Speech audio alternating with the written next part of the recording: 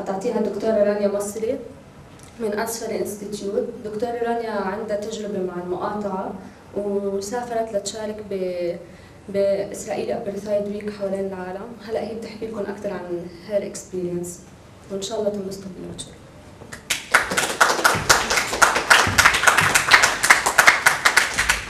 Well, good afternoon. You can all hear me? It's pretty clear? Okay.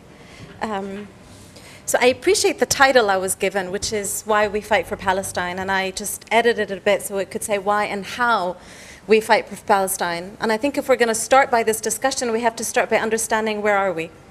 What is the situation like right now within the land of Palestine, throughout the land of Palestine? And for me, when I try to figure out what is a suitable starting point, what could be a story that we could talk about from Palestine that could resonate and actually resemble the heart of what we're suffering from. And to me, that story is Abd Qutqut. Abd Qutqut used to live in the Dheisha refugee camp in the occupied West Bank.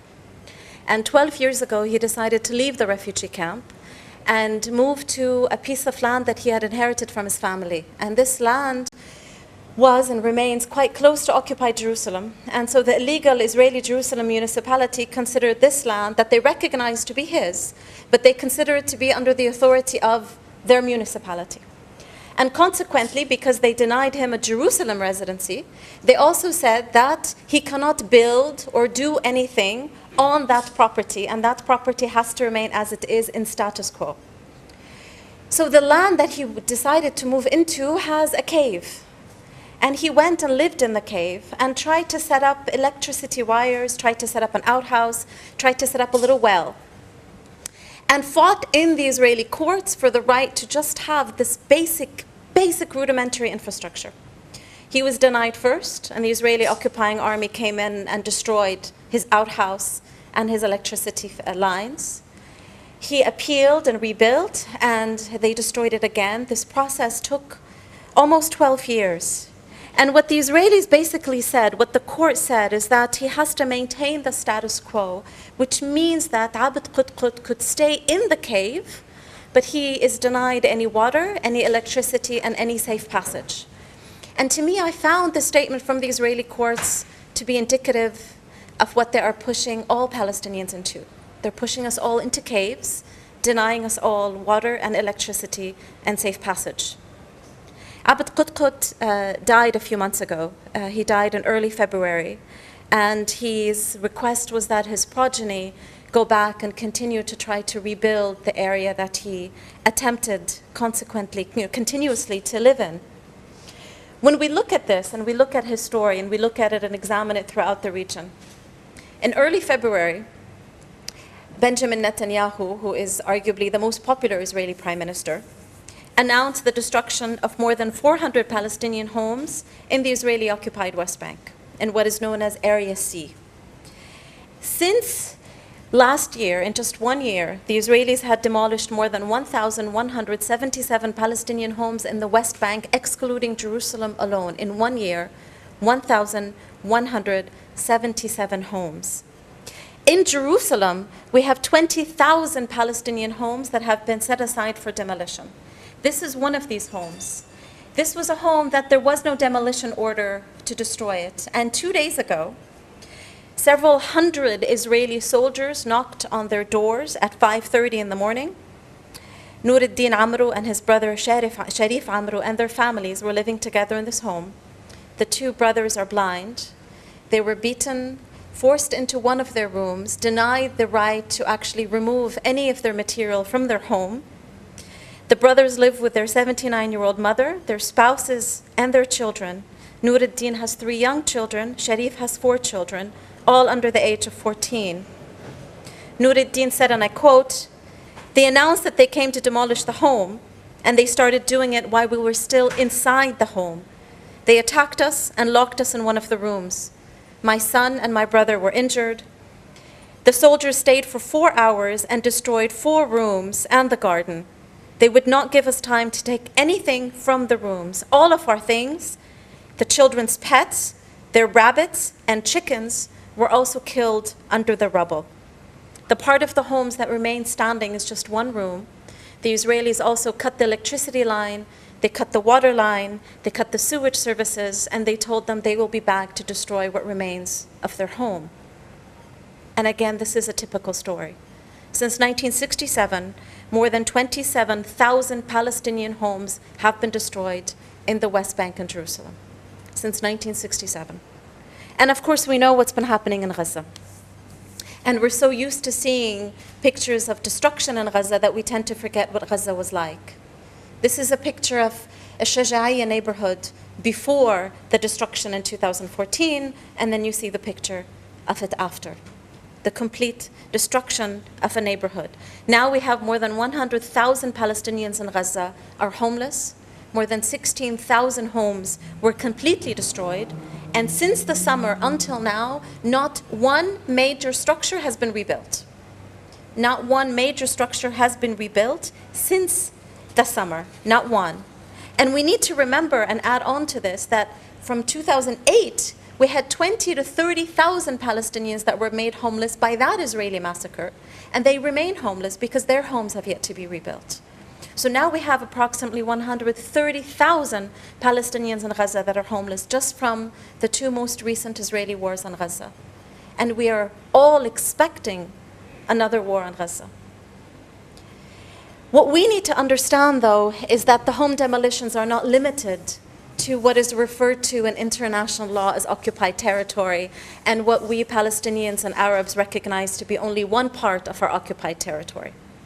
Home demolitions occur throughout the historic land of Palestine. They occur throughout the land.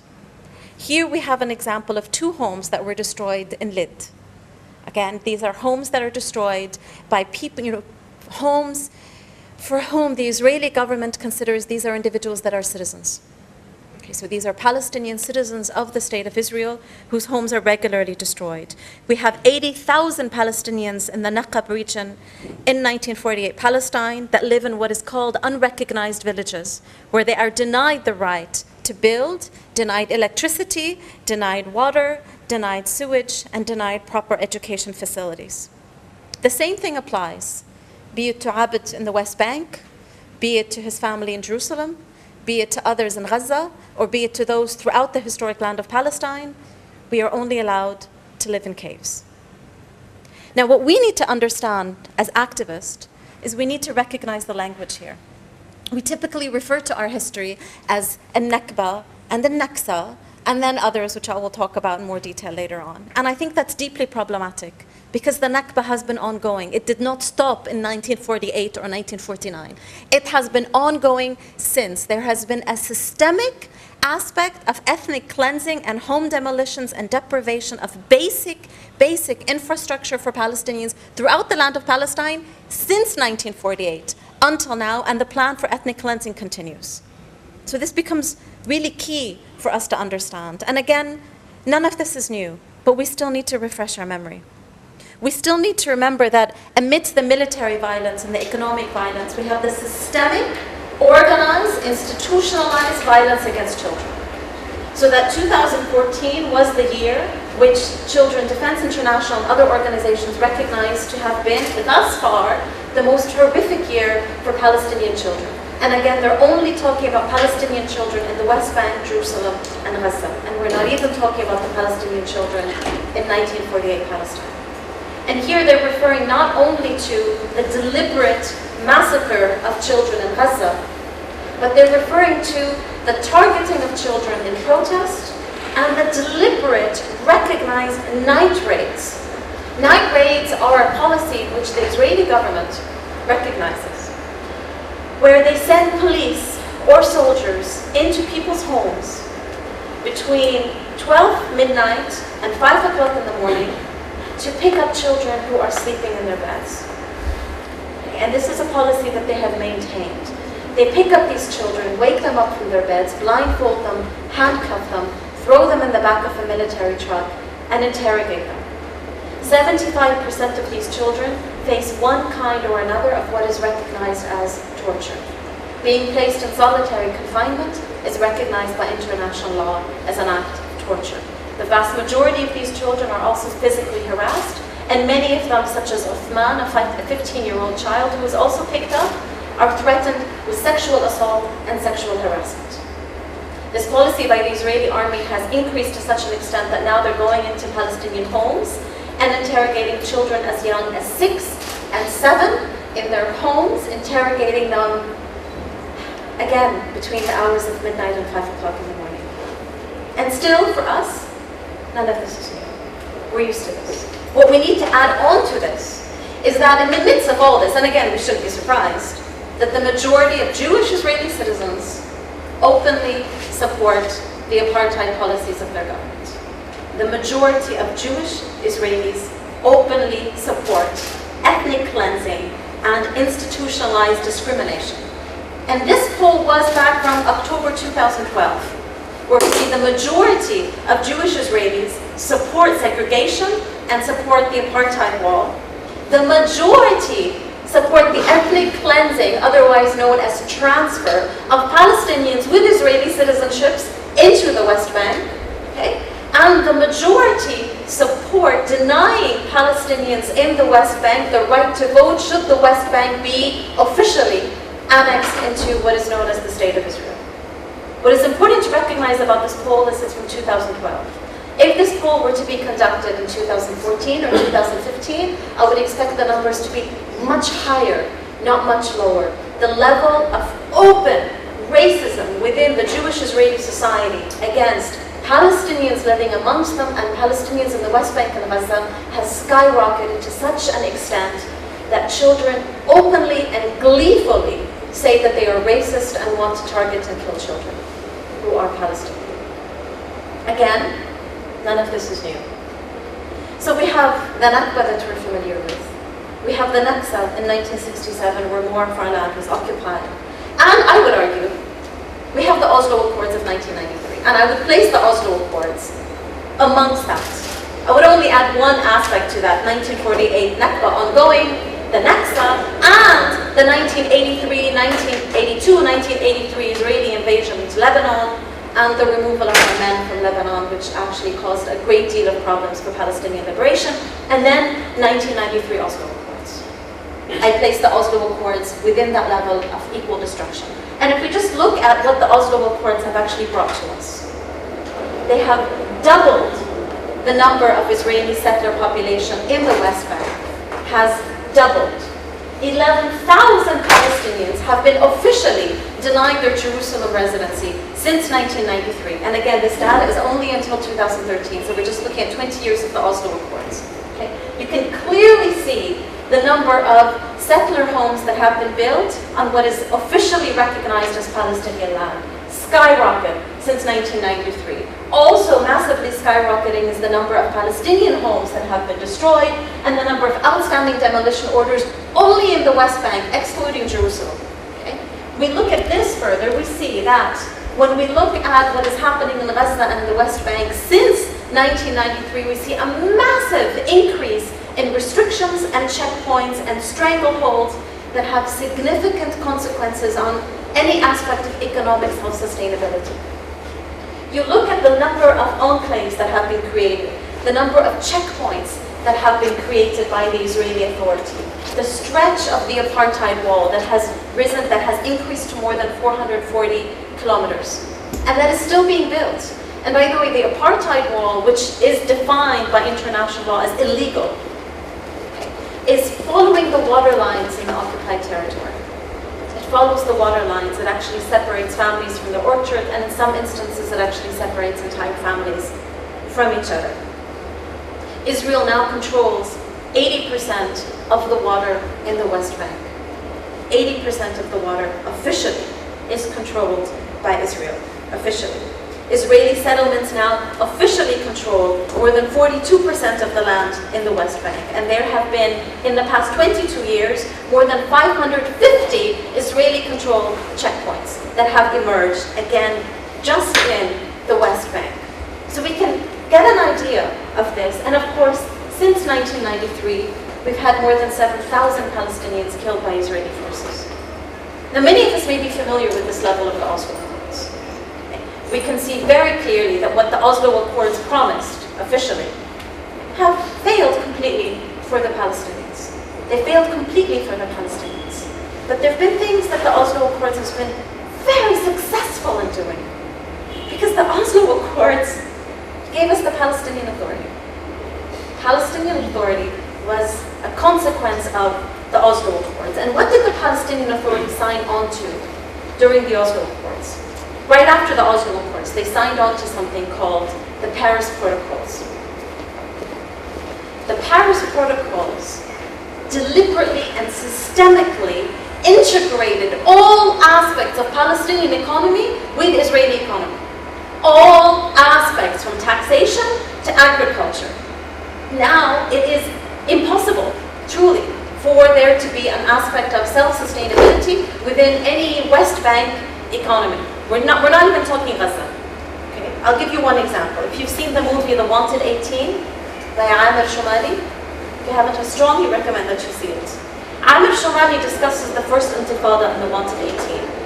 And he discusses Beit Sahur and how they were able in Beit Sahur to be self-sufficient economically, to raise their own chickens, to raise their own cows, to have their own eggs, their own milk, to be able to depend on themselves economically, to engage in something called creative resistance, and how the Paris Protocols prohibits that kind of resistance.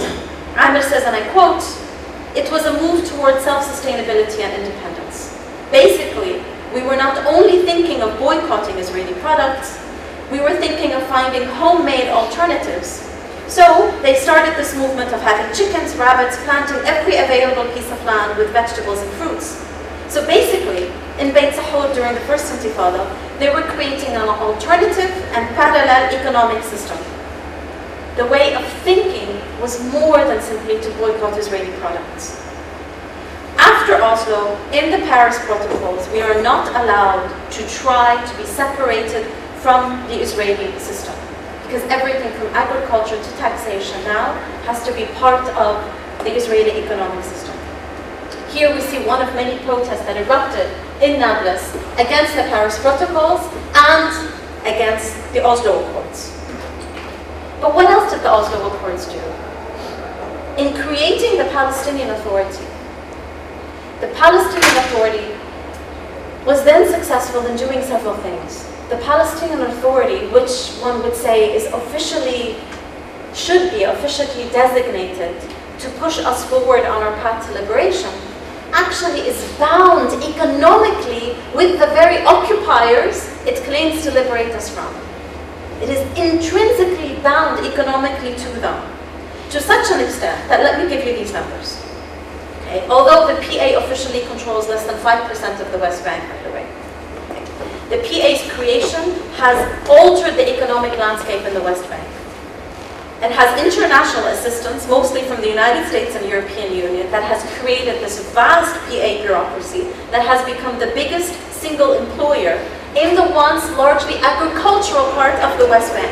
So while the agricultural sector's contribution to the Palestinian economy dropped to less than 6% in 2011, from approximately 14% before the Oslo Accords, the PA now employs more than 160,000 people. And where does the PA get its money from? The European Union and the US. And how does that money get to them? Typically through Israel.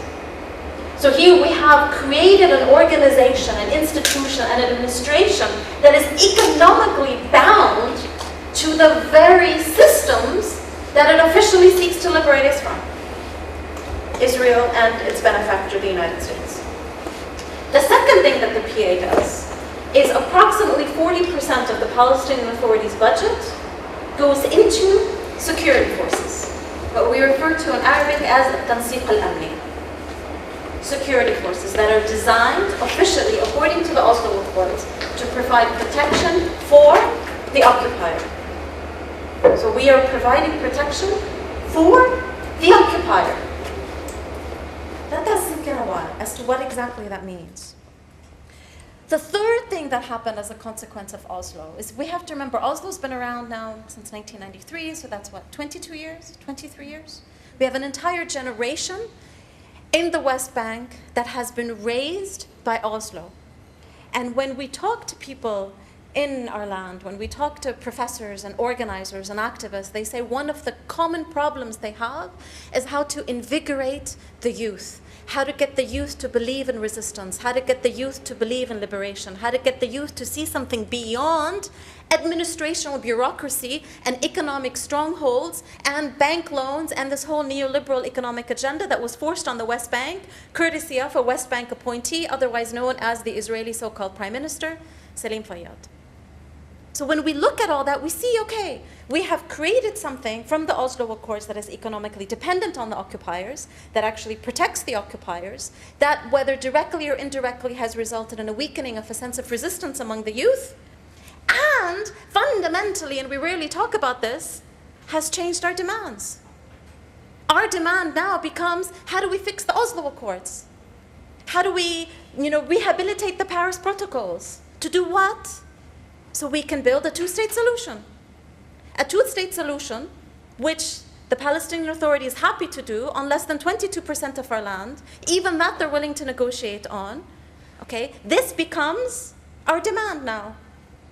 Less than 22% of our land, which we are happy to administratively govern in coordination and in accordance with our occupier. That becomes the highest demand? I think not. I very much think not. So this is the situation that we find ourselves in when we're just looking southward to Palestine. And I have to think about a statement that George Orwell said. In a time of universal deceit, telling the truth is a revolutionary act. And this is where we are faced now. We have such a euphoria of deception that is not only Western-based, it's not only coming from the Western media, it's not only coming from the United States leadership and Tony Blair and his cronies. I can't just blame the white man for this. We have a significant amount of deceit that is coming from indigenous, homegrown leadership, right here, and indigenous, homegrown media channels. And if you want, we can name them. I have no problem with naming names. Wow, where do we start? Okay, it'd be easier to name the good ones. Much easier to name the good ones. But I'll get to the naming, which we'll talk about. Okay. So in this time, what kind of truth are we demanding? What kind of language should we be using? Okay.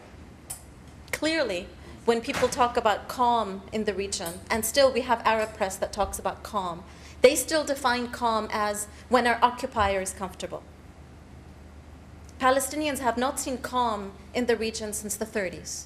There has not been one day of calm anywhere in the land of Palestine since the 1930s. So clearly, when they talk about calm, they're not talking about calm for us. They're talking about calm for them.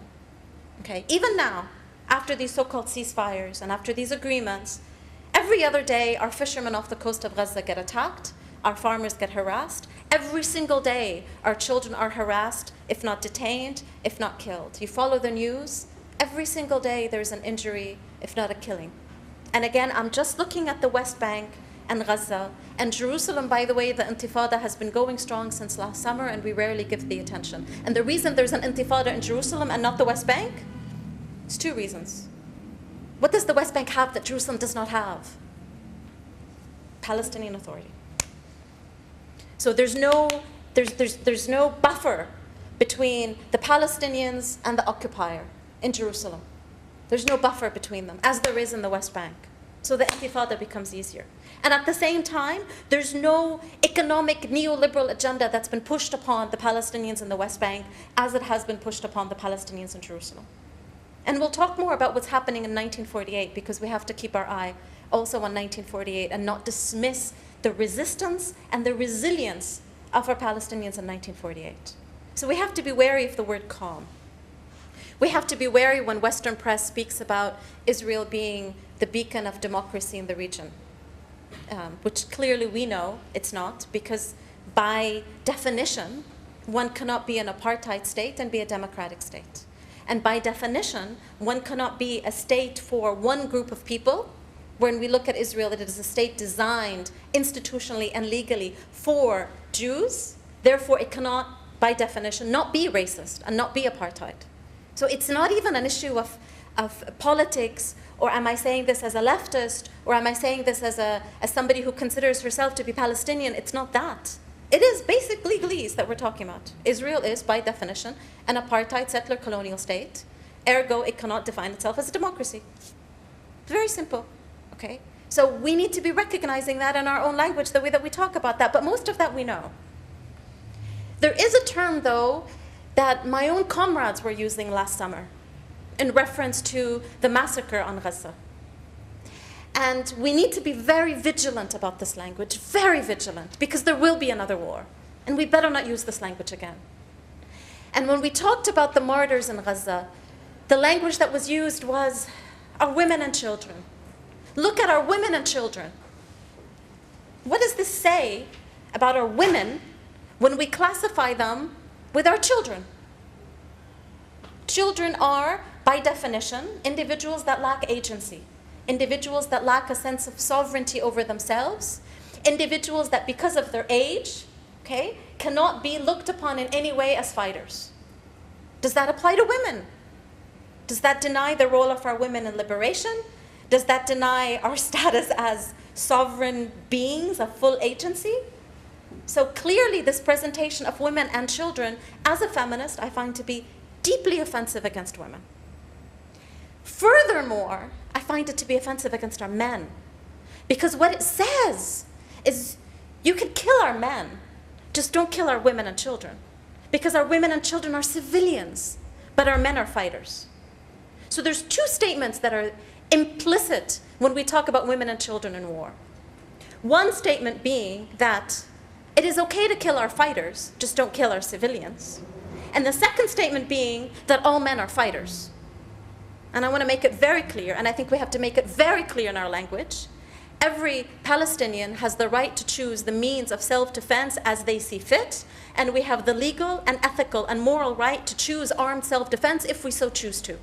So if our men in Gaza chose, as they did, to fight bravely, which it was an amazing fight that they fought, to such an extent that the Israelis themselves said that they thought they were in South Lebanon fighting Hezbollah when they tried to invade Gaza. And we have to recognize the bravery and the strength and the ability of these men to fight. So I mourn them equally as I mourn the civilians. I do not regard their life as being any bit less important than the lives of our civilians. Secondly, this presentation of all men as fighters fits immediately within this Western Islamophobic presentation that our men are by definition, because they are Arab men, they are therefore terrorists. By definition. Just like in the United States, one of the aspects and the evidence that is used to prove guilt is the presence of a Quran in your home or in your car. And I'm not exaggerating. That alone shows that you're guilty, because that shows that you may be Muslim. And if you may be Muslim, then ergo you are a terrorist. The same logic is used against our men, to such an extent that the New York Times, during the massacre on Gaza, actually presented Palestinian boys that are 16, 17, and 18 years of age as men. Because then it's okay to kill them. So we have to be wary of our language. Be very wary of our language. Yes, the killing of our children has a whole different level than the killing of our women and our men. But it's all murder, and it's all the acts of an occupier. Second, we have to name our leaders what they are. During the Israeli invasion of Lebanon in 1982, and during the Israeli occupation of Lebanese lands from 1978, officially from 1978, though the Israeli occupation of Lebanese lands began in 1948, and we tend to forget the 7 villages that have been occupied and annexed into Israel. But during that time period, what would we call any individual that would conduct security agreements with the occupier? There was a word given to that individual. It was a very clear word, and it was a word that we were not ashamed of. You conduct a security agreement with an occupier, you share security, you coordinate security, you are, by definition, a traitor. It is not an issue of politics or of opinion or if I like your stance. It is not that. It is basic. You coordinate security agreements with an occupier, you are a fishy government, You are Antoine Lahad, you are the South Lebanon Army, and you are right now what we would consider Abu Mazen and the Palestinian Authority. And again, I'm not saying this as somebody who likes or does not like Fatah. To me, this is separate from Fatah. This is recognizing that what comes first and foremost is the liberation of our land and the dignity of our people.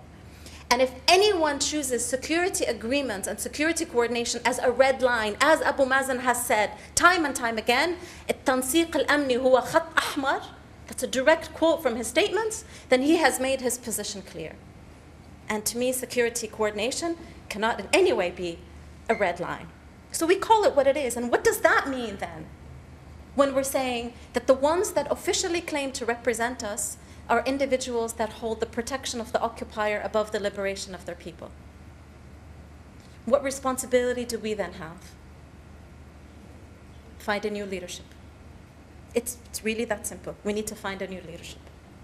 It's not as simple. We need to at least have that as a goal. We need to also recognize something else in our language, which again people used in the summer of last year and have been using since. There became a popular term called the Gazans. Ahl Gaza, the Gazans, as if Gaza is separate from Palestine, okay? As if denying that 80% of the Palestinians in Gaza are actually from 1948 Palestine and are refugees, okay?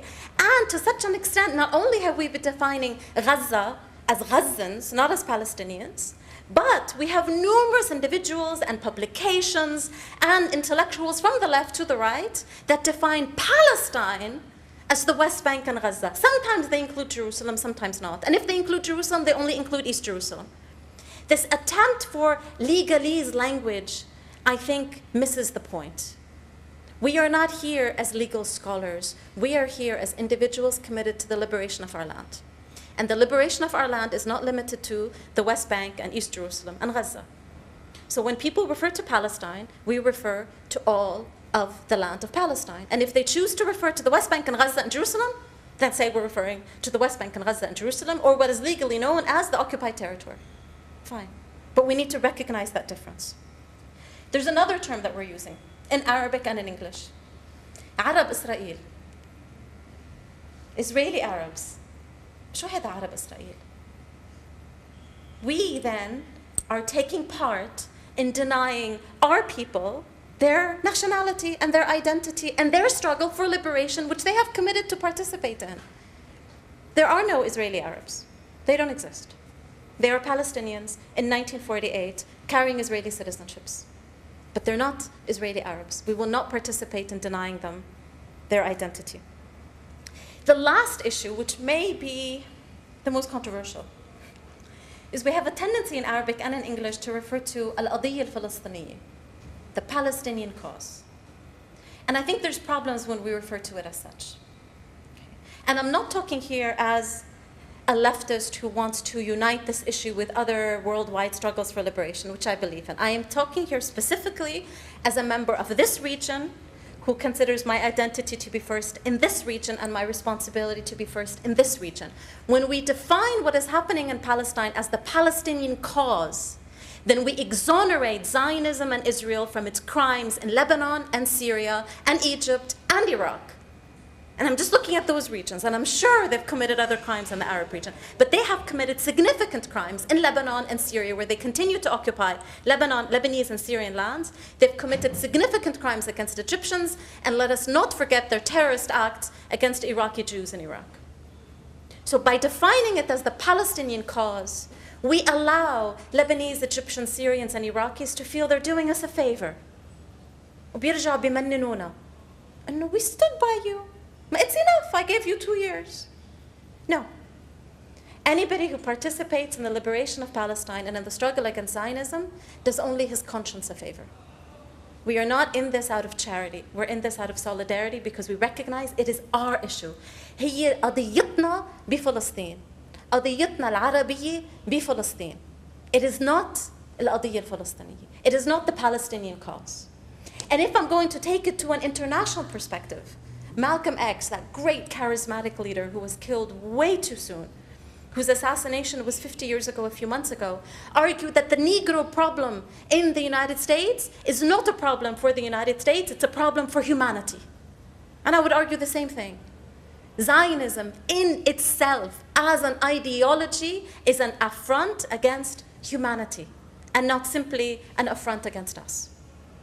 Now, when we talk about that, we also need to recognize, because as Arabs and as people from this region, there's one thing we tend to do a lot of.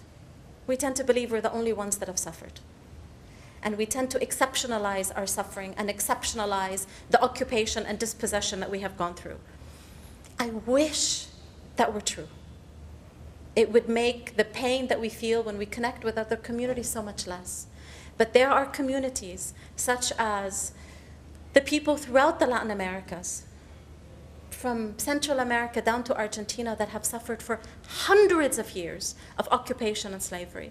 There are people in Africa whose massacres don't even make the news, who are so invisible that the deaths of thousands and thousands of people in the Congo doesn't even make the news. It's not that it makes the news incorrectly as our deaths do. They don't even make the news. There's the indigenous communities of Australia that we don't even know what they're suffering from. So by recognizing that the crimes that have been committed against us since the 30s are not new, and they're not exceptional, and they're quite old-fashioned, even in structure and in style and in language, gives us the ability and the strength to connect with other struggles and to learn from them and to understand together and to liberate our struggles together, rather than to think, ما في حدا تعذب قدنا, ما في حدا تعذب غيرنا. I wish that were true, but that's not true. Now, once we recognize all this, then we can recognize more clearly what we're fighting against. And I argue we're not fighting just for the liberation of what is considered occupied territory. We are fighting for the dismantlement and the destruction of Zionism. Our fight is against Zionism. And so long as the Israeli state continues to declare itself a Zionist state, a Jewish state, then we should have no hesitation in saying openly, whether we stayed in Lebanon, which of course we can state this openly in Lebanon, but many of you travel, and many of you may find yourself based elsewhere. Okay. We can state openly and legally and ethically that yes, Israel does not have a right to exist. Okay. As a Lebanese, of course we say this. We have to say this. It's the law to say this in Lebanon. Okay. But we say this legally wherever we go. Israel does not have the right to exist. No state intrinsically has a right to exist. People have a right to exist, not a state. And no state that is based on racist settler colonial behavior has a right to exist. So openly and proudly we state we are working for the destruction of the Zionist state of Israel. There's no harm in that. There's no shame in that. There's pride in that. There's clarity in that. And we look into this. This was a 2007 one-state declaration that was issued by Palestinians and a very, very small group of anti-Zionist Israelis. Inspired by the South African Freedom Charter and the 1998 Belfast Agreement, they came together and they said, the historic land of Palestine belongs to all who live in it and to those who were expelled or exiled from it since 1948, regardless of religion, ethnicity, national origin, or current citizenship status. Any system of government must be founded on the principle of equality in civil, political, social, and cultural rights for all citizens. That's my aim. I would also love to see this in Lebanon, by the way. But that's my aim for Palestine. And there's nothing wrong about that. Now, what is beautiful is that the narrative is changing. When I was saying similar words 20 years ago, I would see gasps and faces would go pale in the United States. Now when I say them, people are like, yeah, we're with you, all the way. To such an extent that there was this conference that was being organized at the University of Southampton in the United Kingdom that specifically, look at this, specifically concerns the legitimacy in international law of the Jewish state of Israel. It has changed the narrative to such an extent that now Westerners are questioning whether Israel has the legitimate right to exist as a Jewish state. The narrative is changing. Proof that the narrative is so important is the reaction against the narrative. This is one way that we can test whether we're doing something right. If you organize and organize and organize and nobody stops you, yeah, there's an issue. This conference got so much heat from Zionists that members of the UK Parliament responded, and they've actually managed to shut it down. 2 days ago, the university declared that due to security reasons, they've had to cancel the conference, even though the police at the University of Southampton said, what security reasons? We're fine, we can take care of it, okay? That's still important that it was organized. And now as a response, we see that our struggle against Zionism goes hand in hand with the academic struggle for freedom of speech. It goes hand in hand. So there have been thousands of academics now that have gotten together to protest this latest decision by the University of Southampton. I still see this as a victory. The fact that we got this far, that they got this far, I still see as a victory. So that's our first challenge, is the narrative. Our second challenge is to recognize our red lines, like we say in Arabic, شو الخطوط الحمر. We recognize our red lines. And particularly for those of us in Lebanon, I think the red line is really clear. There can be no solution for justice, for peace, for reconciliation, for any aspect that people can envision in the future without the right of return of every single refugee and his and her descendants, and not this compromise that some members of the Palestinian leadership are trying to work. Only if you individually were kicked out in 1948 can you come back. Our red line is the right of return. This is non-negotiable. Every individual Palestinian has the right to return. Now, the beautiful aspect about this is thanks to the amazing work by Dr. Salman Abu Sitta. Okay. The Israelis cannot say, oh, what a beautiful idea. I would love for you to come back, but there's no space because, we've taken over all your villages. They can't say that because literally speaking, there still is space for us in 1948 Palestine for us to return back to our villages. Some of the villages actually remain as is. Most of the villages have been destroyed, but the land is there. We rebuilt once, we rebuild again. It's not a problem.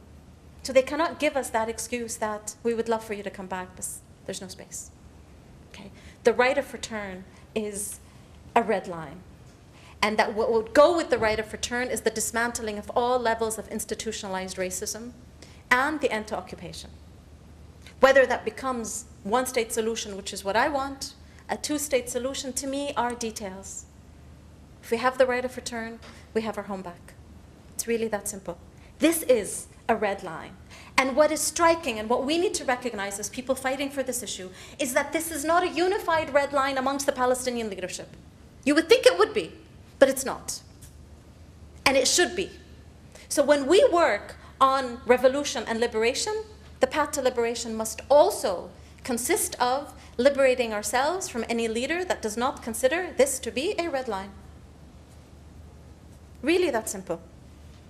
Now, what we have to say and recognize, since we are here in Lebanon, and I'm speaking here also as somebody who carries a Lebanese citizenship, is I find it to be distinctly appalling for Lebanese to claim to want to liberate Palestine and continue to support the institutionalized discrimination in this country against Palestinians. It does not work that way. We cannot work to liberate Palestine there and oppress Palestinians here. It cannot work that way. The destruction of Mukhayyam Nahr al-Beirut in 2007 was an affront, was a disgrace to the Lebanese government and to the Lebanese army and to the Lebanese population and to the Lebanese media, all of whom supported it with the exception of one newspaper, which was Jarit al-Akhbar. Everybody else supported the destruction of that camp or stood silent when the Lebanese army detained and tortured Palestinians because, as I was told officially by a senior member of the Lebanese army, the fact that you are Palestinian means you are guilty. This was 2007. We cannot say that these are the remnants of the civil war that ended 25 years ago. So we cannot work for the liberation of Palestine and be silent as we have laws in this country that are designed to discriminate against Palestinians, not only when it comes to work, but also when it comes to social services and social security that they are denied, and also the fact of ownership. Palestinians used to be able to own land and inherit land, but thanks to Rafiq al-Hariri, that was changed. Now, Palestinians, although any other foreigner can come into Lebanon and own and inherit land, a Palestinian can neither own nor inherit property in Lebanon. There's a word for this. Racism. No justification for it.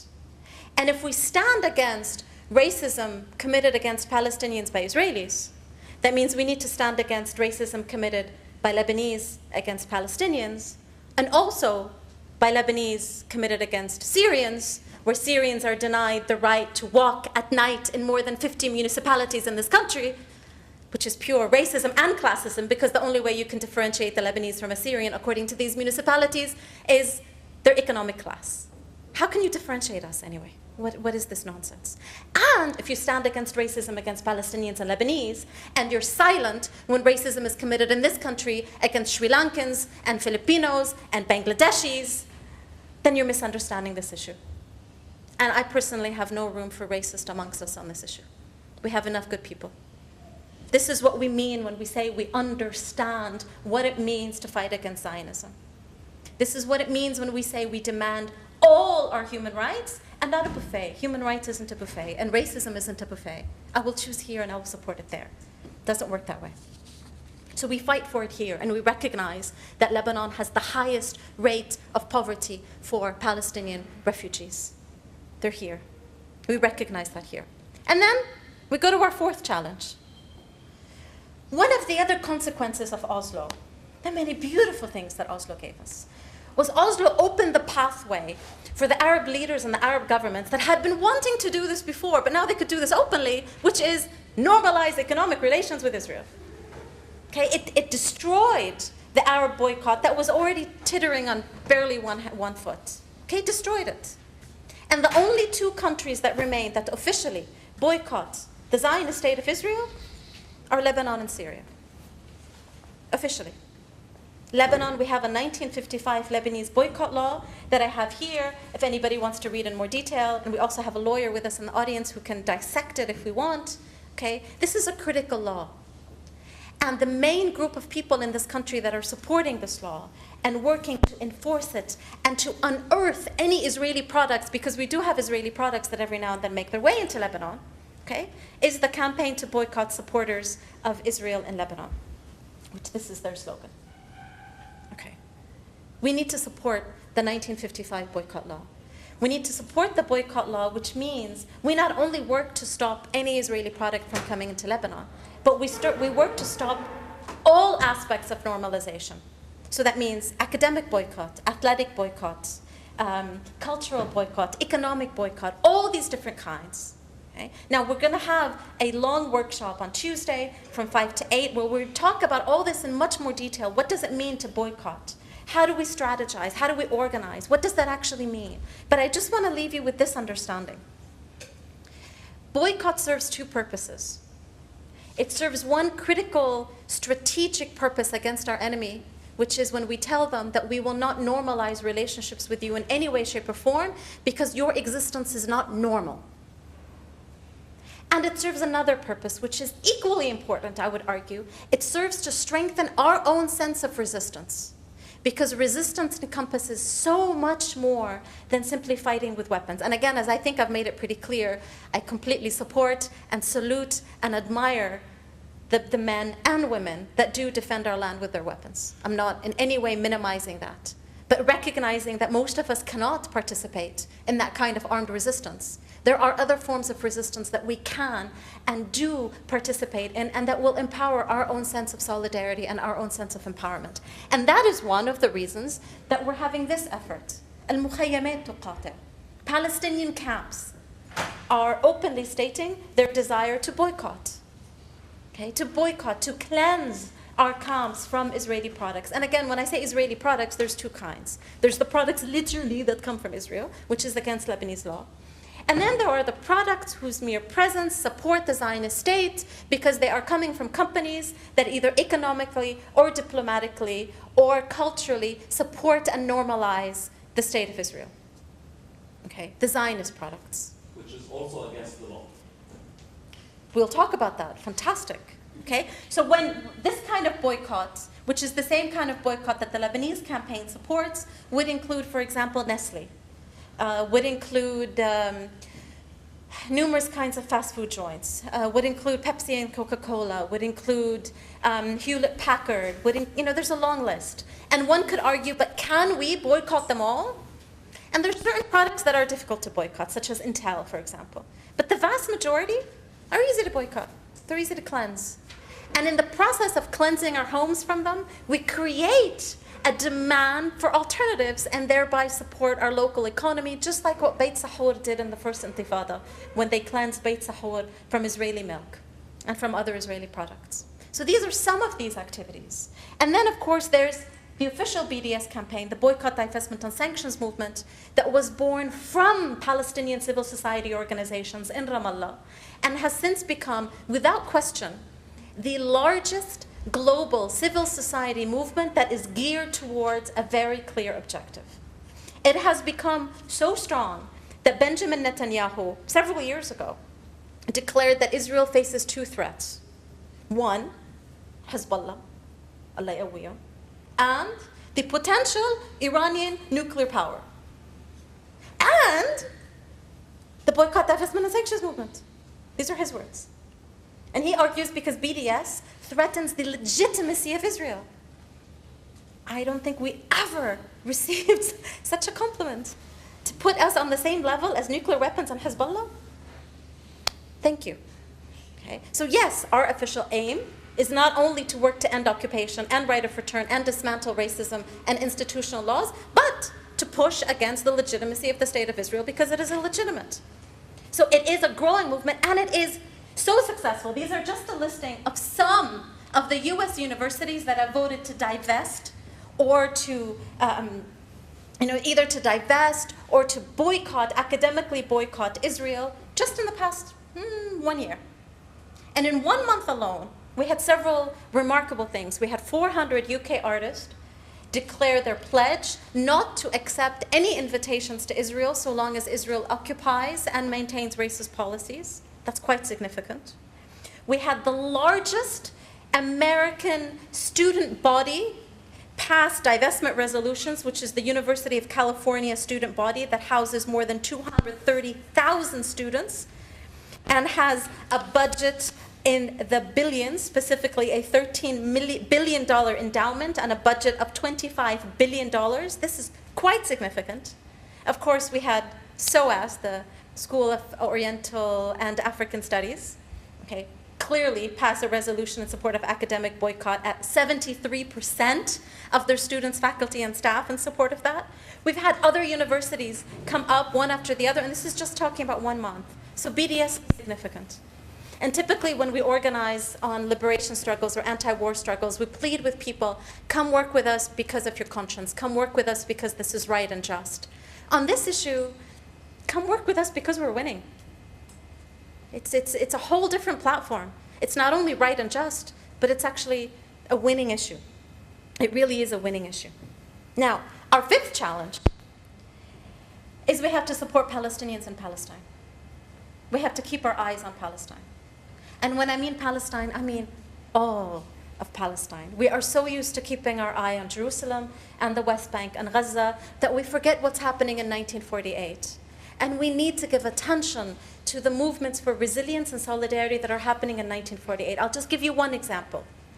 There's a movement called Urfud, Sha'bak Yahmik. Say no, your people will protect you. And this is a movement that has been organized by the Palestinian Druze community within 1948 because they are obliged by Israeli law to participate in the Israeli army.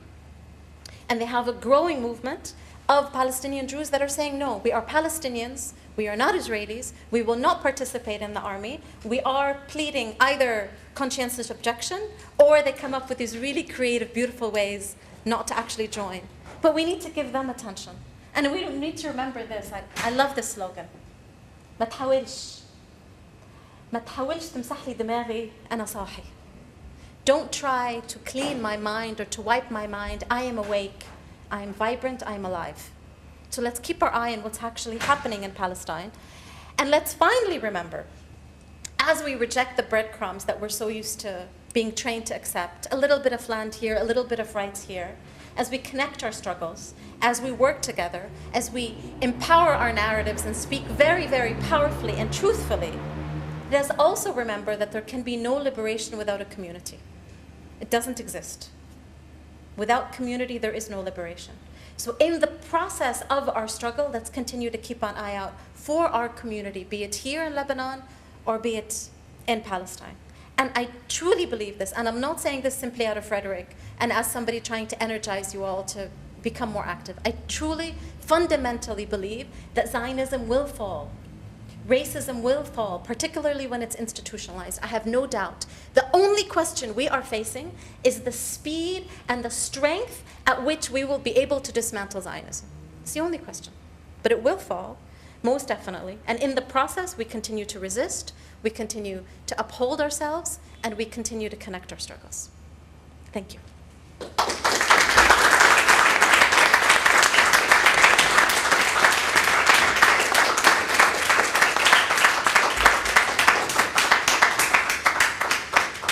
So if anybody has any questions or comments or outrages that you want to say because I've just insulted somebody you like, or what about Israeli GMO seeds? They are poisoning us, all the Middle Eastern countries, to create patients of cancer and obesity. So her mother, the USA, sells medicine. I insist we boycott buying groceries of Israeli seeds. To my knowledge, there are no Israeli seeds in Lebanon, but if there are, please let me know. But fundamentally, genetically modified organisms and genetically modified seeds, and I say this here as an environmental scientist and an ecologist, they have been proven using both the precautionary measure and using scientific literature to be deeply problematic to wildlife, to be potentially problematic to human health, and fundamentally, and I would argue most importantly, to be economically destructive to farmers. So there's no question that we need to be boycotting GMO seeds, whether they come from Israel or whether they come from the United States, or whether they are part of the Jordanian, let's bend over backwards and surrender everything we have to Israel's philosophy, okay? So whichever platform they come from. Now, if any of you know of any Israeli products in Lebanon, one thing we desperately need is more individuals and resources to keep an eye out, because we're a small campaign. So in that sense, if we do know that there are Israeli seeds, please. I am from Turkey. I'm 100%, my father is a farmer, 100% sure that we cannot buy our real seeds. We are forced to buy Israeli seeds. I think the same happens in Israel, in Lebanon as well. And if you go to the government to buy seeds as farmers, but there you cannot buy real motherland seeds. You cannot. The government itself sells the Israeli seeds. I am sure the same thing happens. I can taste, I'm so much used to the flavors and whatever. So I can differentiate which is Israeli and which is real motherland seeds. Here, Well, let's. No, it's excellent. Let's keep an eye out. And I would add to that 3 aspects. Anything Israeli, of course, we need to keep an eye out. And we have a law to protect us. And this is one of the few things that our government actually does respond to in Lebanon, because they've been proven to actually respond to this. Second, anything that's GMO should also be thrown in the trash. And one very simple way of doing that is to buy from farmers that we know, and to buy from farmers that use local produce, and buy sustainable, and and purchase in that platform, most definitely. تفضلي بكل تأكيد. حكيتي انه الزين انه الصهيونيين انه الزيونست كفار قصة الصهيونيين. هلا هون مثلا بلبنان انه مين في يعني عم يقاوم اسرائيل غير حزب الله بس. وحتى حتى احنا الفلسطينيين. يعني انا بس اجيت هون على لبنان ما كنتش كثير مختلطة فلسطين في لبنان. حسيت انه 3 أرباعهم بأيدي السلطة. فإذا هم هيك الفلسطينيين ببرا مثلا. يعني في مليان فلسطينيين بالبرازيل، بروسيا، بأمريكا مليانين. يعني انا بحس لو انه احنا اصلا اوريدي يونايتد من الاول مش رح احكي انه كان حررنا فلسطين، بس عائله كنا بوضع احسن بكثير من هلا. فانا ما بظن يعني بهذا الوضع انه رح ترجع فلسطين، اذا هم هيك الفلسطينيين، يعني عم بدي احكي كمان العرب. يعني اذا الفلسطينيين هيك والعرب هيك انت رح ترجع فلسطين. أنا بأكد لك يعني. Did everybody understand the question? Do we need to translate? It's a very real comment, which is, and forgive me, and correct me if I don't do it justice in my translation, which is that the Palestinians themselves have given up the struggle for liberation and are not being part of the resistance. And who is resisting here in Lebanon, with the exception of Hezbollah? And when we look at Palestinians in the diaspora, and we look at Palestinians in Lebanon, and we look at numerous Palestinian communities, and we see either this majority support to the Palestinian Authority or this acquiescence to the system, then how can we claim to be liberating Palestine? مش هيك مثلا. Such a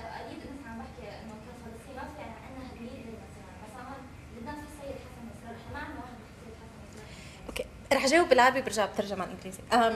انا بايدك 100%. احد مشاكلنا نحن انه ما عندنا قياده فلسطينيه نرفع راسنا فيها ونحس انه بتمثلنا. هيدي بكل تاكيد ما في شك فيها. اوكي، للاسف الشديد بقولها بوجع.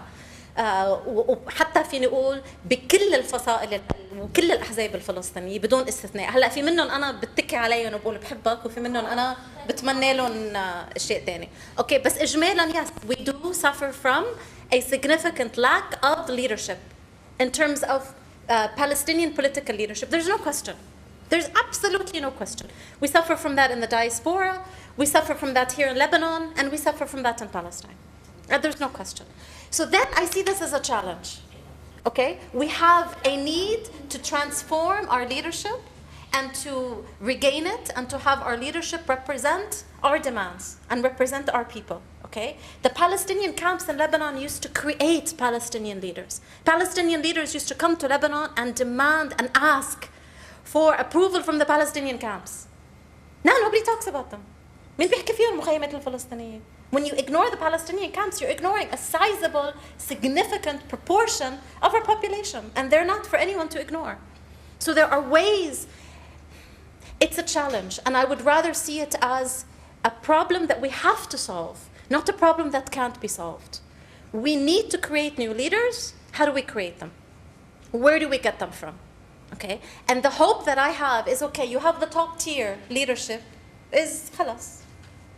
Okay? But you have the mid-tier, and you have the younger tier, and you have people in this room, and you have people outside, and you have people throughout this country and beyond that have good hearts, that have good minds, and that have good passion. Habibti, every revolutionary liberation movement has been organized and led by the few. There hasn't been a liberation revolutionary movement that really has been organized by the majority. It's been organized by the few. Once it starts winning, the majority jump forward. If they want. If we get half, we have. It's been proven actually through mathematical models that you need 5 to 10% of your population for a revolution. Okay, so we don't, which when you count it in terms of the number of Lebanese, through these mathematical models, 5 to 10%. Okay, so yes, we have a problem. Okay, but that doesn't mean it's a lost goal. And when I look at the resilience of Palestinians within Palestine, I say to myself, I don't have not the Palestinian cause of which we support, so long as there are good Palestinians we can look up to. I'm going to the extreme, which is non-existent, because when I was in Tunis, I met these Palestinians, they're amazing. Amazing youngsters that are in their early 20s that are doing brilliant work, brilliant organizing, brilliant narratives, brilliant analysis in the most difficult of circumstances. And it's there. Okay, this is what I mean. It's there if we just give it light. If we, understand what's actually happening, be it بجبل كرمل, بيافا, بحيفا, بالقدس, بالضفة, بغزة. The fact that people were able to resist in Gaza despite decades of siege and decades of oppression, speaks volumes. So, okay, we don't have leadership. Let's get the leadership. Let's find a way to get the leadership. You can start right here at AUB. Let's figure out leadership at AUB within that actually represents the student body. What would it take? Use this university as your practice. What would it take to get the student government, to get representatives at this university, be they students, be they faculty, be they staff, to represent our issues when it comes to Palestine? Because anyone at AUB who considers Palestine to be extemporaneous or separate, extraterrestrial to their academic life at AUB is blind and ignorant. Not only racist, but blind and ignorant. Okay? It is part of our struggle as members of the AUB community. It's not a side issue. It is intrinsic. So use this campus as your practice. If it works, great. If it doesn't, fantastic, because then you learn from your mistakes. Use it. Really, really, use it. I think one to take the point that somebody else wanted to ask you. No, I'm going to go up to. You're talking about language, and I think that's a very important issue. But don't you think that the term West Bank should be added to the list as well? Because it's actually the east of Palestine, not the west. And we refer to it as, according to Jordan, it's Abu Muslim Garden. Well, it's actually the east of Palestine. I'm tempted to give that question to Nail. I actually didn't hear it. The question was, shouldn't we change the looking at the West Bank, instead of calling it the West Bank, which means it's west to Jordan, but to call it east because it's actually the eastern part of our Palestine? Would you like to answer that, or should I? You go. I think when we look at our language, we also need to look at our history. And to me, this is why myself, as a Lebanese, whose family traces back to villages in Lebanon for hundreds of years, I consider myself Palestinian. And I consider myself, by heritage, by lineage, by ideology, by thinking, to be Palestinian. And just as I consider any Palestinian here to be Lebanese. Okay, and I would argue the same for Syria, and I would argue the same for Jordan. So when we look at this region and we examine it historically and we try to understand how it was created and what were the reasons in which we were divided and the manners in which we were divided and how we actually existed historically and how we actually strive to define a sense of a people and a nation, then I argue Palestine, Jordan, artificial borders. Turkey as well. Turkey becomes more complicated. I have to argue Turkey, parts of Turkey not, but Turkey as a state becomes more complicated, you know. Now, when we look at Jordan, I have to say that the Jordanian government and the creation of the state of Jordan have done magnificent things in support of the state of Israel. I don't know by saying that and where this tape is going to go, if I'm ever going to be allowed to go back to Jordan. But the Hashemite kingdom, through its political agreements with Israel, through its economic agreements with Israel, through its definitions of Jordanians within Jordan and its discrimination within Jordan, have done wonders for the state of Israel. Which right now, when we've had Hosni Mubarak and Morsi, I would argue, Anwar al-Sadat, Hosni Mubarak, Morsi, Sisi, in Egypt we have gone from progressively bad to worse, to worse, to worse, and every time when I think the Egyptian leaders can't get any worse, they get worse. We can beat you in Pakistan. Yes, we can have this competition among southern countries as to how bad could our leadership actually be, you know? You haven't touched us yet. I mean, in fact, ours don't even stop on the way down to hell. These are already there. But let's go back on to a couple of points, really. One is I don't agree with you on the question of racism, but I'd like to sidetrack. Okay. Fundamentally don't agree.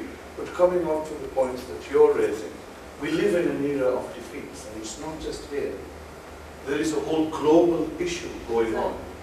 And so, in a sense, sometimes we can't look at the ghosts of the past as being the breaks for the dreams that we may wish to have for the future. And that future cannot take place in isolation. I think you saw what Rania was doing near the end of it. But the fighting that took place here is militarily things hardly ever get won. It's 20. Yeah, why not? Out of respect for you. What was I saying? The first important thing to really recognize that you're not sitting in the AUB. You're not simply sitting in Lebanon, that we are part and parcel of a huge movement.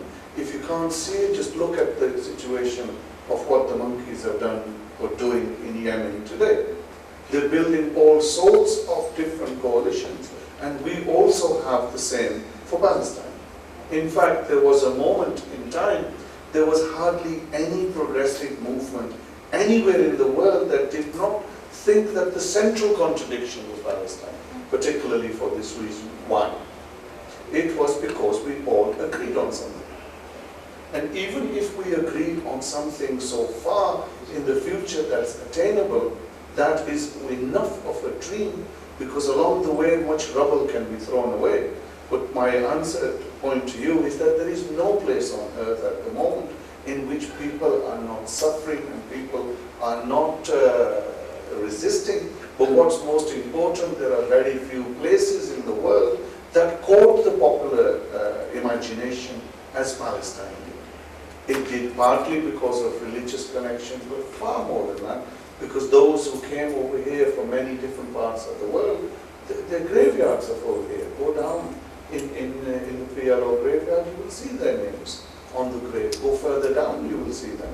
So the question, what the enemy always does is to take hope out. There's no reason for you to be hopeless. And Rania is absolutely right. We're on the winning track, actually. These are the last tests. Remember, your existence today is important to you, but we're a blink in the eye of history. A decade, 10 decades, 3 decades, neither here nor there. The question is how much bloodshed is going to take, and she's absolutely right. There is no way this era of darkness can continue. That's why it is being fought with such vociferousness, because yesterday's colonial masters who give us this obscenity here are now really on their last legs. But you're also at an amazing moment in history.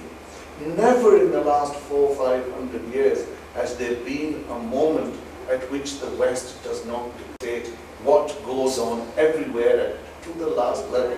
Their era is over. You will live to see a completely different world to the one that we're discussing. Now, how do you build leadership? You're absolutely right. You have to, yourself are the leaders. We are the leaders of tomorrow. And if you can't say that, then you're not the leaders of tomorrow. You accepted the ghosts of yesterday as being the ones who you will guide your dreams on. It can't work. So I'll stop at that point. I think I will have the discussion on the racism issue at another time, I think, because it'll take the tempo a little bit down. But don't at all feel a sense of defeat, because actually we don't even need aeroplanes to fight them. Our words are down the road.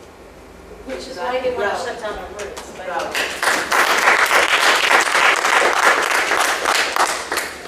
Any other questions or comments? I'm going to try to... No, I don't think I'm thinking my... Yeah, no, but why not?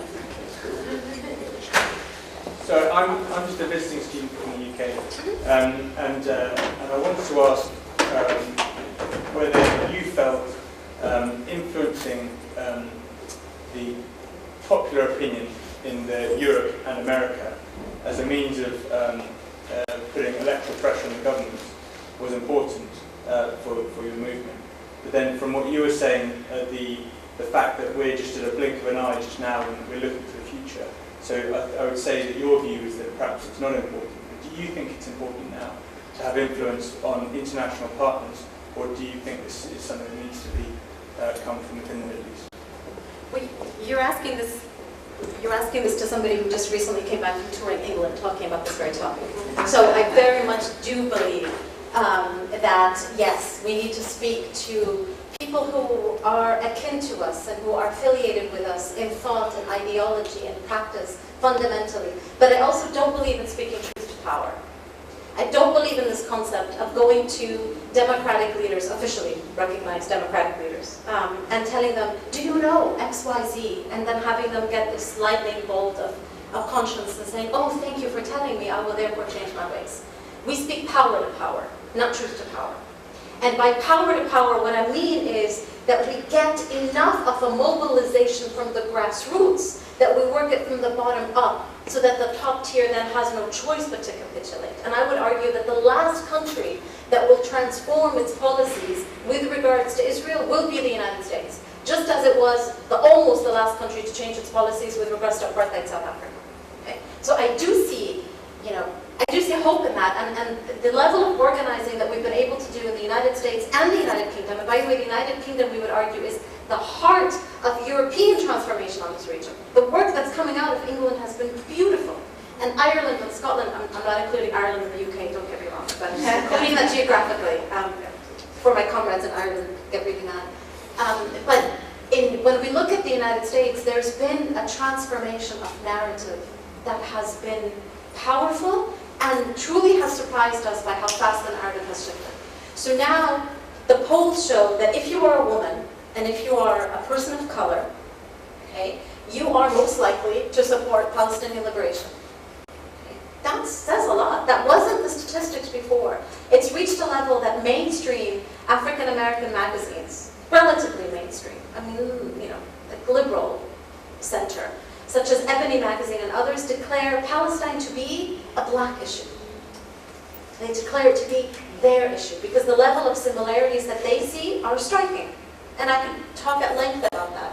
So there I see the power of transformation. Okay? But there's an assumption in your statement that I just have to respond to, as somebody who's also a US citizen, who's also organized in the States, is the United States is not a democracy.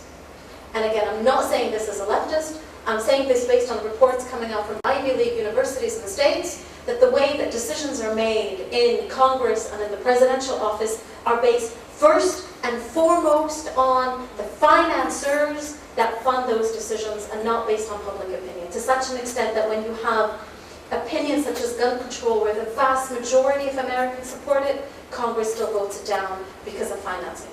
So thereby then, for me, if I'm going to be working on this issue in the United States, I would need to connect it to campaign finance reform, again, to grassroots struggle. So fundamentally, basically, the short answer to your question is yes, most definitely.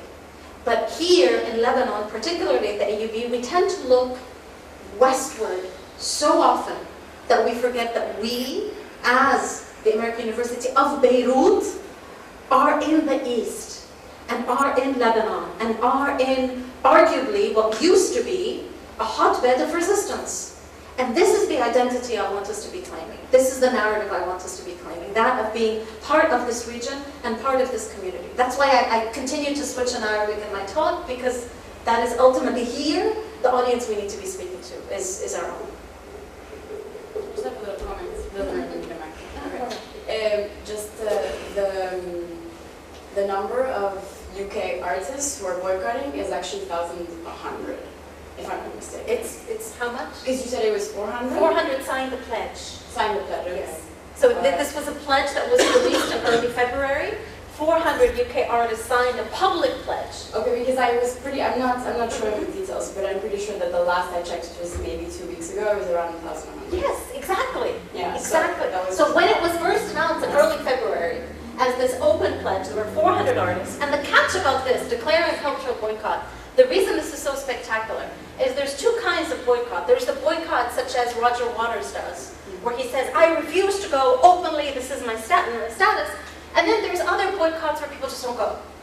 And they get canceled, or they get sick, or their job dies.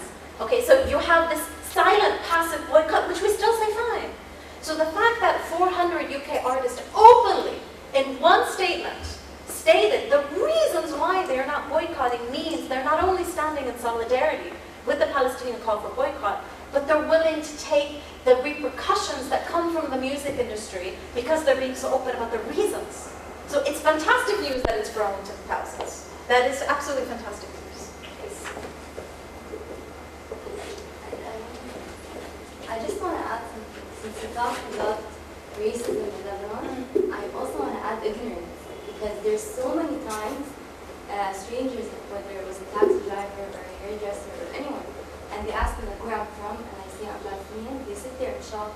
You're white, how come you're Palestinian? And I said, mean قال إن Palestinians are black or dark skinned. But I'm white and I'm Palestinian. There's so many white Palestinians and they don't know أصلاً شو Palestinian. Or they go like, how come maybe you're a classy Palestinian? You're what? A classy Palestinian, like a high class, yes. And like there's so many, more than 10 times I get the same comment. How come you don't look Palestinian? I get it all the time that I look Palestinian. Really? So it's a compliment. I take it as a compliment. I say thank you. But I think it also reflects this idea that there is a Palestinian look. Exactly. There isn't. I asked them, what does a Palestinian look like? Explain to me. They go like they're dark skinned, they're it's a classist aspect. But what I would love to see happen at this university, okay, and I'm talking with a few colleagues about this, a few more than colleagues, a few comrades about this, okay, is this aspect that we don't really know what people know. And I'll tell you, when I was teaching at the University of Beirut, I had students come up to me saying, why do you have, my office was openly Palestinian so I could have a safe space if people wanted to feel comfortable. And some of my students, some of the best students, would walk up to me and say, yeah, but they sold their land. So there's a level of ignorance amongst our community that I don't know how prevalent is it. Are those comments the exception or are they the norm? How much do people actually know in your generation about our history and our resistance? How much do they really know? And I think that would be fascinating to start. If we're going to organize this campus and we're going to work on this issue, let's start by understanding what people know, and let's not exclude staff and faculty. Don't think just because somebody has those 3 initials at the end of their name, they're actually know their stuff. Okay? It just means they have the economic privilege and the discipline to stay in the university long enough to get those 3 initials. Okay? That's all it means. But here, I think it would be really, really exciting if we can understand what the AUB community actually thinks they know about Palestine, with just clear questions, not leading questions, not racist, not in the sense of do they think less of us, but just this aspect of what do they know? Do they think we sold our land? Do they think we left by choice? Isn't there Lebanese before the Rams and Palestine for Israel? Yes. That is true.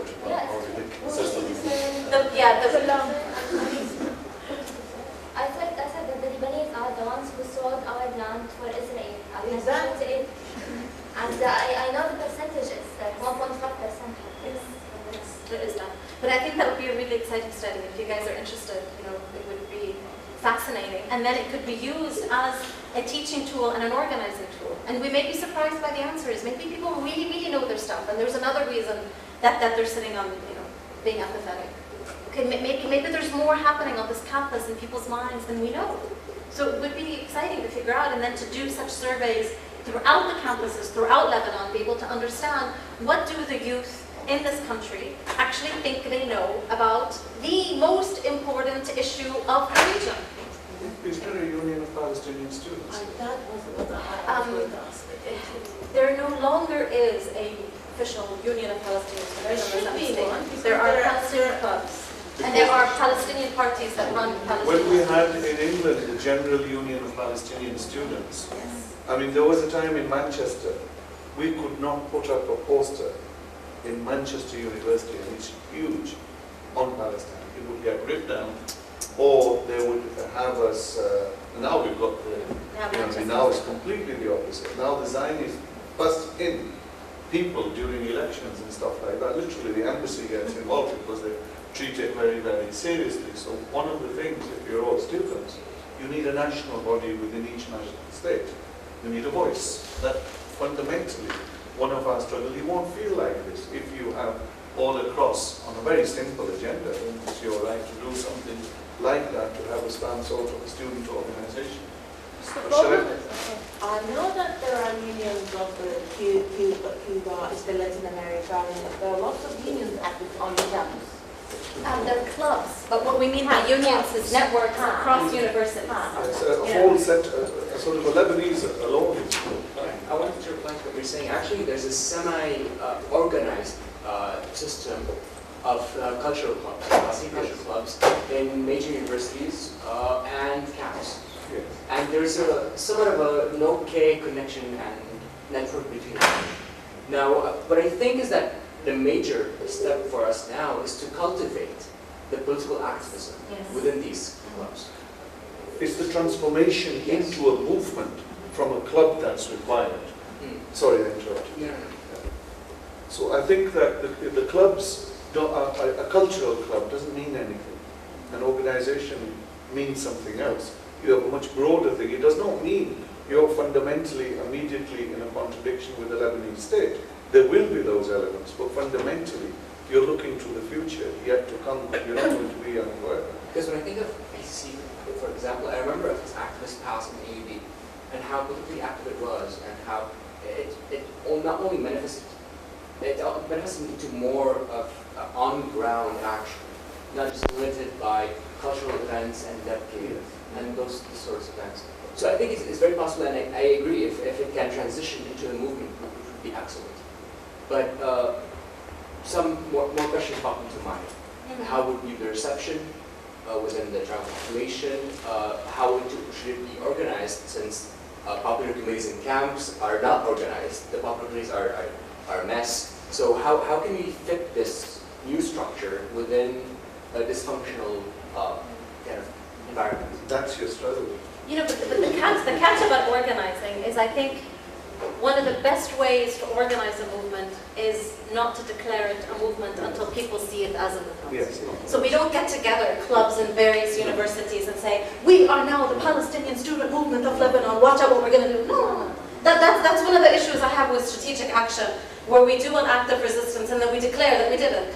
Don't declare it. And the point is not to declare it.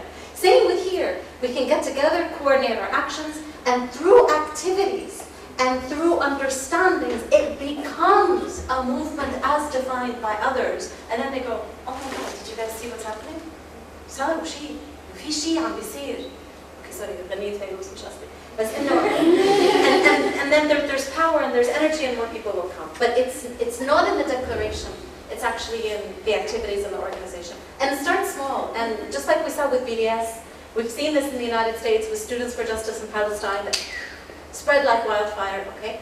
Once you're able to do something, once you have a victory, even if it's small, even if it's symbolic, even if you think it doesn't mean much, once people see, wow, students at AUB actually did something, they get envious, they get energized, they get inspired, and it spreads. This is why strategic action becomes key. Be able to choose a campaign that is winnable, symbolically winnable, and it spreads. Shasti? So the problem is, people in this region are they have fear from these actions. People in every region. People in this region, they fear, they're afraid to take such actions. And especially in Jordan, we tried more than once, and everyone's like, no, ما خلص ليه هلا بعرف شو بسوي هلا. بس in Jordan في group الأردن تقاطع, okay, that is doing really interesting work against the Jordanian governmental agreement to purchase Palestinian oil stolen by the Israelis. Right. Okay, here's the thing. It depends on how you define success. Okay. To me, if I organize and I get shot at, and not literally, and I crumple, that does not necessarily mean I failed. Because there are reverberations to one's actions that all too often are unseen, and then somebody else pops up and go, wow, I've been inspired by them. Okay? The fact that people in Jordan are organizing, okay, and organizing against boycotts, and organizing strategically, because I've sat with them and I've talked about how they do this, and they have a goal, and then they know how to parse it, and how to say it, and how to, I think is wonderful. We can say, have they gotten anywhere? And we can argue no, but the fact that they're organizing, and it took them years to get to the stage of saying الأردن تقاطع, I think we need to recognize where we are, and then be able to say, okay, we're getting there. We're nowhere near where we need to be, but it's not as bad as it is. It really isn't. Yes, we have a sense of defeatism. So then the first victory would be to overcome that sense of defeatism, to feel that we can resist. Okay? And we can either learn that sense of resilience by learning from our people in Palestine, by learning from folks here that are managing to do something, okay? Or by looking at, we have these exercises, and somebody just contacted me today, he's doing a film, ما بعد تحرير فلسطين. كتبت له قلت له سوري فهمتك صح ما بعد التحرير صار شيء أنا مش داريان فيه. قال لي no, I am doing a film, what are we going to do in Palestine after we liberate it? خلص. And the mere concept of thinking about such a project just creates this, what are we going to do? What are we going to do? Wow!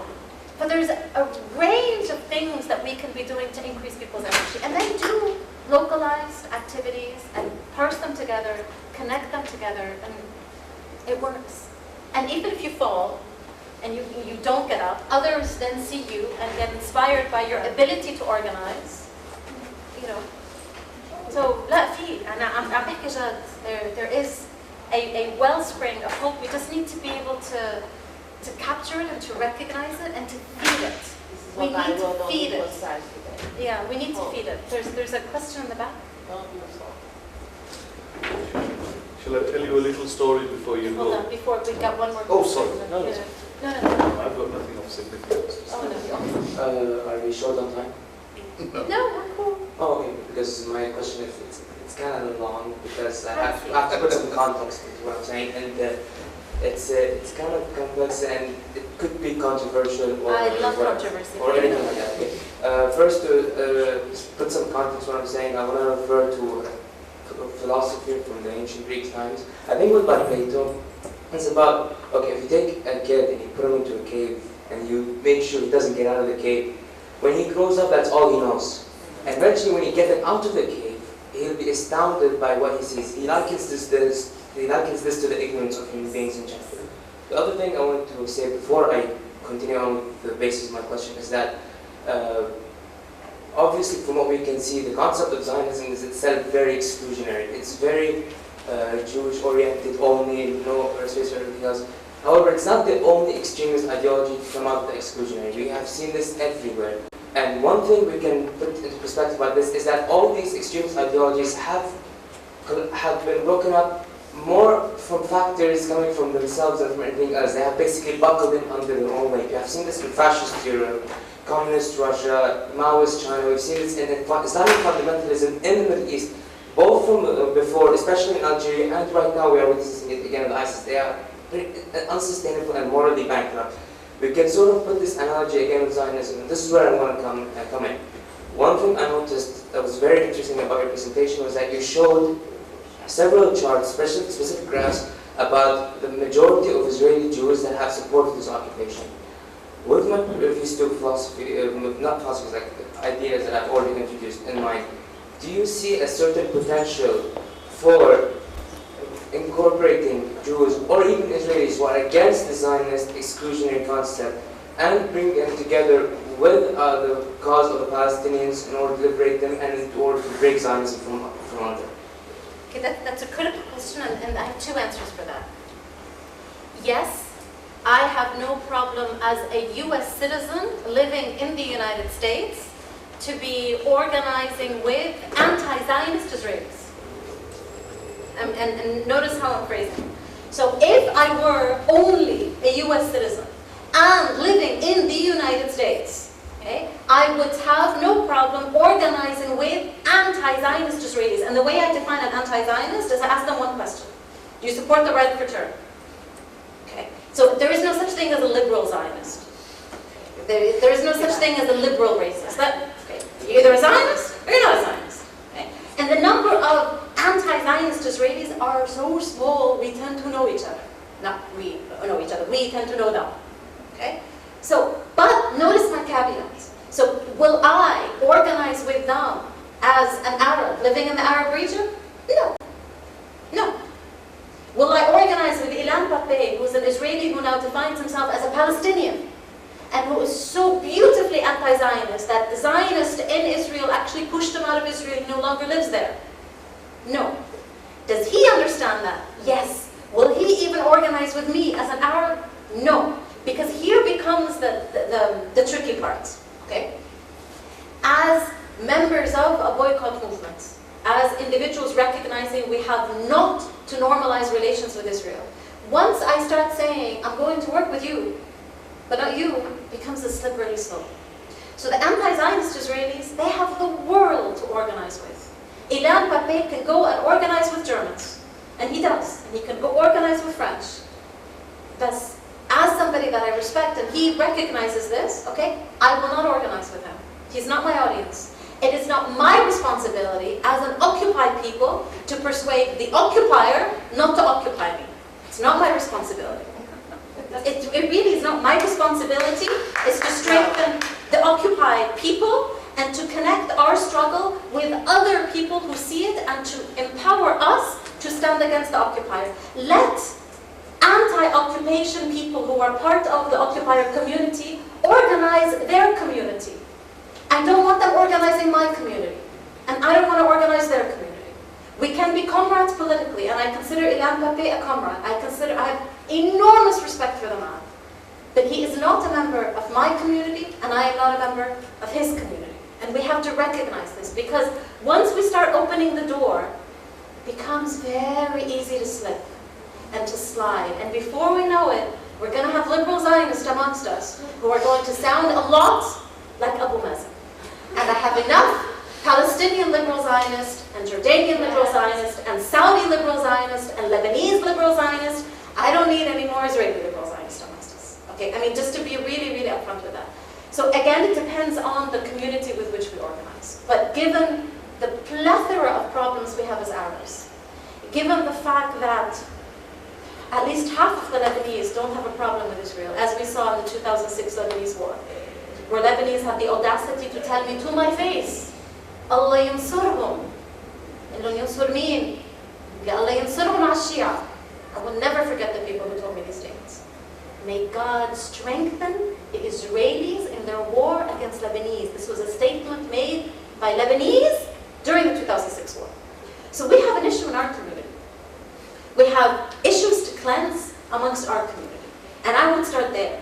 I would start, before I go to try to encourage the occupied. I would go with trying to have my people learn that we are occupied and that Palestine is our issue. As Lebanese, Egyptians, Syrians, Iraqis, it's ours. So this would be my point of organizing. If we lived in Europe, and if we lived in the United States, and we were not Arabs, we have a different realm to organize with and to combat with. I just have a question on this last point. Correct me if I'm wrong, I don't mean to be controversial at all, because I'm completely with everything you've been saying, but saying that is sort of like saying men aren't allowed into the feminist movements because men are not me, they don't understand the struggle. So, don't we need allies? And doesn't that, you need as many people as possible to be shouting out, saying, you know what, this is wrong. It doesn't really matter. If you put them into categories, you're just making more categories and you're just trying to define yourself in a world where categories are just replicating because we can't find an all-encompassing something that's exclusionary to everybody. So the more you say that, oh, I can work with them, but I can't work with them, I just feel like that's just creating unnecessary dilemmas when all you need to do is just say, you know what, we might have, because we do have false feminists, right? We do. But the point is to incorporate them and to help them change the way they think. Saying that I think is problematic because we need as many people as possible. And I said this as a third-generation Palestinian, so... Yeah. If I could just... You raised absolutely excellent points, and you picked on a controversial element. Let me backtrack and tell you how we define academic boycott. Okay? We define academic boycott, and this applies to everybody, be you Arab, American, Chinese, it doesn't matter. Academic boycott means we refuse to conduct collaboration or joint research or sit on the same panel with an Israeli, period. Okay. Now the BDS platform is we refuse to collaborate with members of the Israeli institution.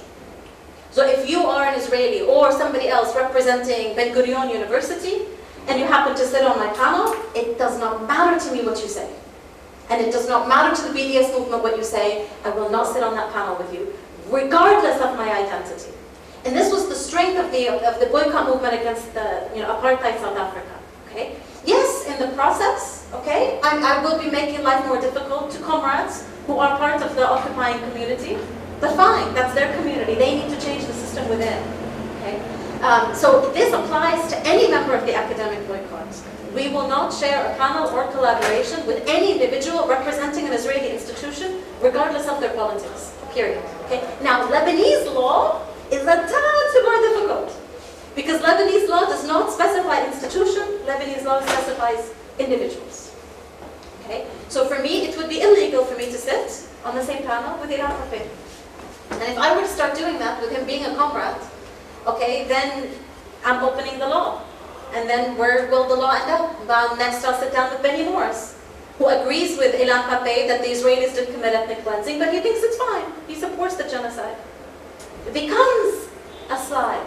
Okay? I am not saying we don't need them. We need allies, most definitely. And we need allies within the occupying community so they can do their own cleansing. Okay? But I'm saying when we organize, we need to also recognize strategically how we organize. And I agree with you fundamentally. Some of the best feminists out there are men. Because the feminist movement is not a movement to liberate women. Okay? It is not a movement to get women into positions of authority. It is not a movement to increase the glass ceiling. Okay, it's not, I don't want to increase the glass ceiling. I want a whole new building. I want a whole restructuring of power. Okay, because feminism, at least the feminism that I believe in, which is not a liberal feminism, which is a leftist form of feminism, looks at power structures. Okay, so it does not really matter to me if I have a woman president or a woman leader. Okay, it does not matter. It matters what policies that individual will be dismantling and what policies that individual will be building. So just for the record there. But I'm very glad you raised it because it is a controversial issue, and it is an issue that many of us grapple with. Okay? Now, fortunately, there is within the Israeli anti-Zionist movement, there is a movement called Boycott Us, where Israeli anti-Zionists are openly saying, boycott us, don't work with us. Even we, the anti-Zionist Israelis who love you, don't work with us. Isolate us. And this is one of the strengths of the boycott movement, is the isolation of Israel regardless of the institution. Even though every single Israeli institution, without exception, is implicated in the military occupation and in the apartheid. Okay, but we're basically saying, you, my friend, may be innocent, but so long as you're a member of that institution, I can't work with you. Just a point, just to follow on there really. I think as time's going on, perhaps we should look also a little bit to conclusions that we have got to leave in a minute. But there are tactical and strategic issues in life when we organize. The point that you raised is really very fundamental in one sense. The issue confronting us, those of us who don't have a voice, and it doesn't again matter where we come from, is firstly the creation of us. We must exist. You as individuals must become a we. So that next time, about a year from now, let's take some sort of a pledge. Get yourself some form of an organized expression of Palestinian students right across this country. You don't have to have the world across. You don't have to resolve every contradiction. Now, unless you yourselves have some voice, it's immaterial, the question of whether you organize with an oppressor or not. That's what they want you to do. That becomes a tactical issue during the long strategic battle, that the building of the building. I don't think that's an important issue. It's a really important issue to raise. Actually, whose name is the liberation on? It really is an enemy of the Jews, Zionism. So, but in that time, that's not what you're resolving. I'll take you back a little bit to my own life. In Britain, we were confronted, should we be organizing with white people or not white people? We fought over a simple slogan called Black and White Unite and Fight. This was a slogan. I fundamentally disagreed with it. And we did as well, because it wasn't the black people who were saying, we are not going to sit with you and organize with you. We were not equals with them. We're not equals. If we're not equals, the question of organization takes another meaning. Now, there are different types of organizations. There are those, they're just like there are different types of people. Some of your friends will walk with you to the end of your life. They're very few. That takes a special sort of a friendship, and that takes a special sort of an organization. I'm a communist. I have a particular vision of the world that I'd like to see. But there's very few of us left at the moment. But we'll get there. We will get there. But however, there are those that you need to get into. Someone will walk with you a few yards. Someone will walk with you a few miles. And every single stage is a tactical decision. Yours is a strategic vision. You need to begin the process of reclaiming that which is coming in the future. And you can't do that without controlling the present. You can't control the present without taking those ghosts I referred to off the path, putting them down, taking some good out of them, trampling on the rest and moving forward. And always it will come back to the question of organizing. I'd like to stop here actually, if that's... Unless anybody has any burning questions or comments? Just telling you, I feel there's a kind of dilemma, because this is an American-based university. It is an American university, but it's based in Lebanon, and it has to adhere to Lebanese law. This is something that we fought for the AUB, and the AUB Board of Trustees and President did recognize this several years ago. They have to bow their head to Lebanese law. I'm not going to continue. No, because it's a big thing, because we fought on that. If the AUB is exempt from the 1955 Lebanese boycott law, they cannot be, because they're on Lebanon. If they don't like that law, they can pack up and move the university to Colorado. But so long as they are, so long as they are housed in Lebanon, they have to abide by Lebanese law. Okay, and then it becomes our job to enforce that law and to make sure that academics in this university actually recognize that law and that they have to bow down to it. And if they don't like it, they can organize against the law, and we'll fight them for that. So that's because people do say on this campus that this is American land. It's not. It's not a U.S. embassy. It's not. And our new president actually is Lebanese, whatever that means. One more thing I just want to tell you all is we have a boycott workshop organized on Tuesday from 5 to 8 p.m. in the Hustler Auditorium. So from 5 to 6, we'll have discussions on what is boycott, how do we organize, what does it mean, what are the objectives, what are the different forms of boycott, be it economic, academic, diplomatic, athletic, strategic, complete, etc., etc. And then from 6 to 8, we will actually be having a strategic workshop on how we at AUB, or however you all want to define the we, can then organize for boycott. Okay, so that's going to be those two chunks. And I don't expect us to come up with an agenda for action in 2 hours. I expect us to come up with a really, really exciting skeleton of an agenda for action in 2 hours. Would you like an anecdote to finish off on? When I arrived here, just when you were going on about the Lebanese, I live in Ain al-Raisi, and there's a great big fat man who's the mayor. And he said to me, "Where do you come from?" I said, "Manchester." He goes, "No. Where do you come from?" I understand this language. I said, "Pakistan." No. Where do you come from? And I understood that as well. I said, "Actually, I'm Kashmiri." Because I knew you were Iranian. I knew you were